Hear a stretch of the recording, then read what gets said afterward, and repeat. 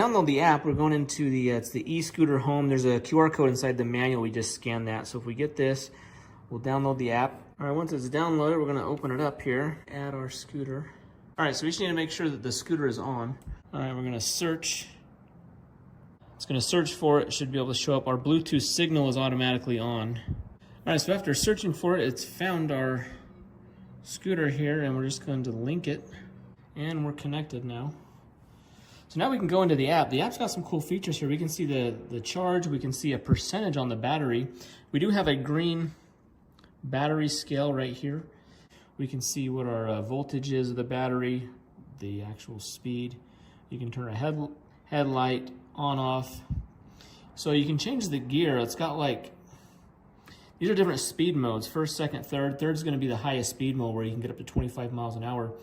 And it's got a cool locking feature where if we lock it, so the lock is on, therefore it's not going to be able to get turned on unless we unlock it with the app. So if you want to make sure no one steals it, that's the way to do that.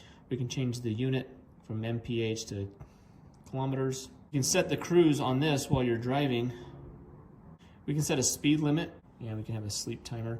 It seems like the display turns off rather quickly, like after 1 minute. So you can have it down, say we want it 5 minutes there. That's pretty cool.